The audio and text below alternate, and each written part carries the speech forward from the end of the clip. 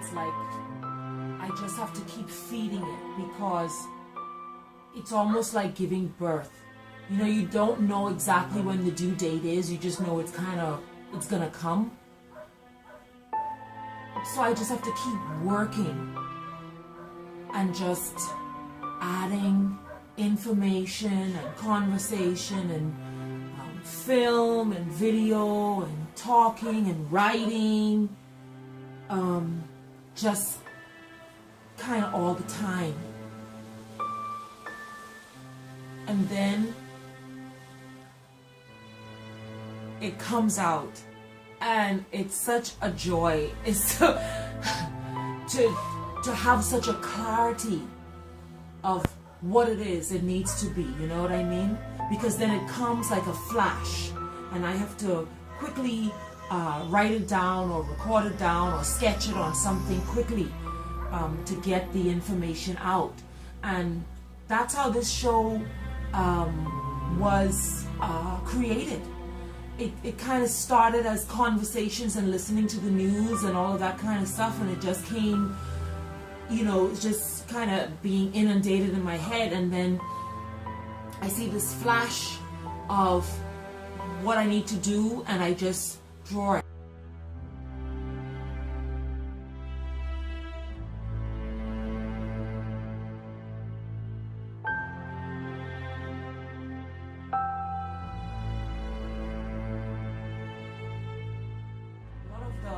The drawings took it, you know, if I didn't have to go to work, it took a few hours, especially the ones that I was really inspired. I couldn't sleep, I had to do it that night, just non-stop. And it isn't a planning, you know, there's no like pencil and then I went over it. It's just the straight watercolor pencil or the colored pencil or whatever it is, and just a continuous drawing just to show the lines. And that's what I really wanted to focus on, showing the history of where I was, you know, because you can't erase it. Just like life, it kind of goes on, and you have to just make it work with what it is you're doing.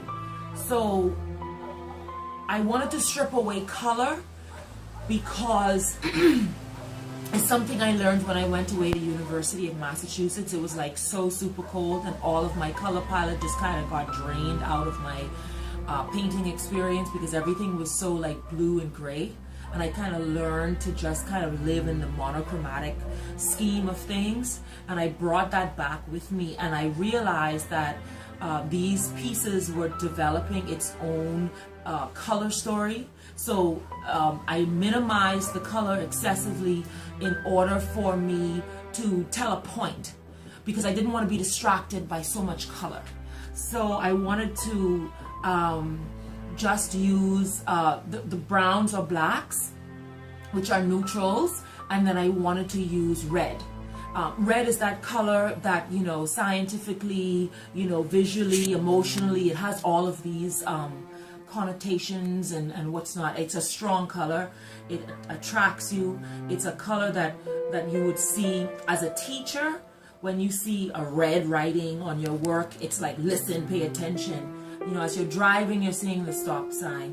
When you get work stamped, it means something. And so the words are stamped, kind of like this representation of the industrial bureaucracy of things over life, over the black and browns and the lines that are, you know, you can't erase of life. You have this stoic, hardcore, cold stamp that you would have, you know, on the piece.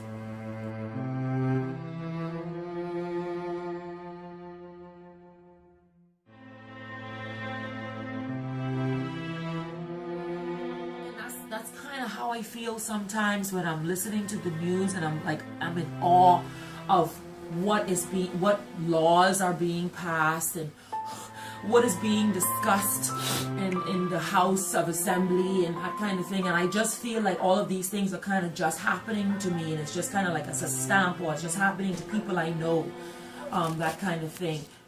I wanted to stick to portraits because I wanted to use a representational image.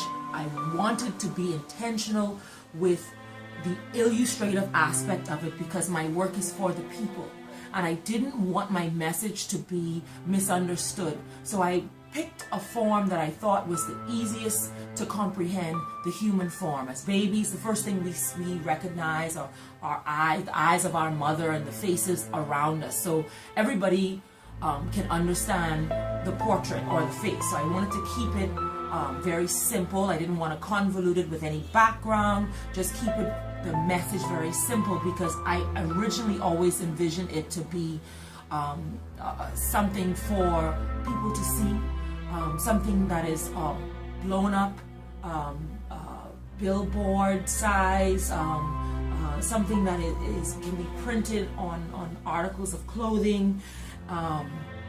Just very easy to understand, a very illustrative message. That's the style that I was intentionally going for with this representational illustrative work. That is the point.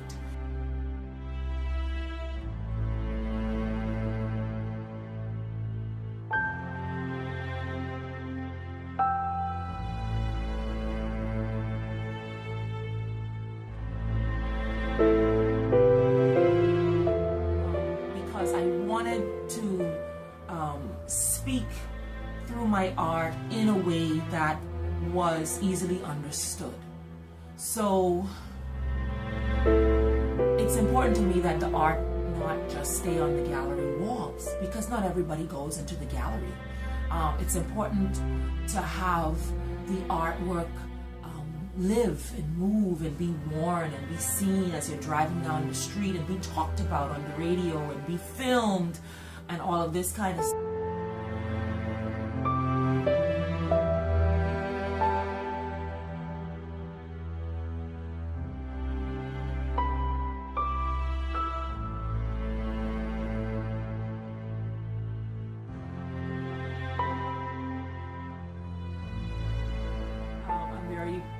Proud of myself in that way, that I've grown as an artist to the point where I can actually have a body of work that is cohesive and has a clear, unified thought. So that's the concept and the passion and all of that behind the work that I wanted to share.